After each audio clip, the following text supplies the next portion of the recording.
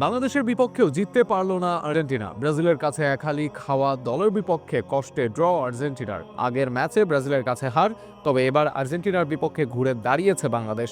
সব মিলিয়ে বাংলাদেশ ও আর্জেন্টিনার ম্যাচ নিয়ে থাকছে প্রতিবেদন। শুরুর ম্যাচে 4 গোল হজম ব্রাজিলের বিপক্ষে যেন ছন্দহীন ছিল বাংলাদেশ দল। তবে এদিন যেন কলস ছেড়ে বের হয় স্বাগতিকরা।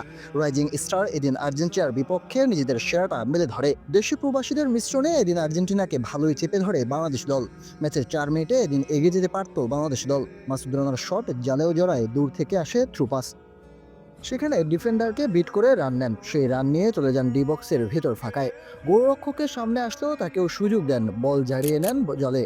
এরপরও উদযাপন করে বাংলাদেশ দল, কিন্তু এরপর জানা যায় গোল হয়নি, গোল বাতিল হয়েছে অফসাইডে। যদিও তাতে হাল ছাড়েনি বাংলাদেশ দল, প্রথমার্ধে গোল করে টাইগাররা।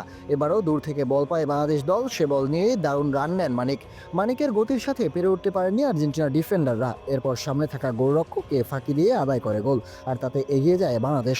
20 মিনিটে আসে বাংলাদেশের লাতিন কাপে প্রথম গোল। প্রথমার্ধে এটাই ছিল দলের একমাত্র গোল, সেই লিড নিয়ে দ্বিতীয়ার্ধে মাঠে নামে টাইগাররা। তবে এবার স্বাগতিকদের বিপক্ষে কামব্যাক দেয় আর্জেন্টিনা দল। 49তম মিনিটে বাদিক থেকে ফ্রি কিক পায় আর্জেন্টিনা, আর সেখানে বাঁ পায়ের ফ্রি কিক নেয় আর্জেন্টিনার খেলোয়াড়। সে বল নিচ থেকে গেলেও মিসজাজ করে বাংলাদেশের খেলোয়াড়রা, আর তাতে বল জড়ায় জালে। গোল আদায় করে আর্জেন্টিনা দল। এরপর দুই দল আক্রমণ পাল্টা আক্রমণ করলেও গোল হয়নি। বাংলাদেশের হয়ে এদিন দেশি মানিক মাসুদ রানা ভালো করেছেন, আবার প্রবাসীদের মাঝে ইব্রাহিম নওয়াজ দেখান তার ঝলক। সব মিলিয়ে এই ম্যাচ ড্র বাংলাদেশের জন্য থাকলো প্রাপ্তি হিসাবে। একই সাথে কিছু খেলোয়াড় আগামী দিনের জন্য নিজেদের একটা স্টেটমেন্ট দিয়ে রাখলেন।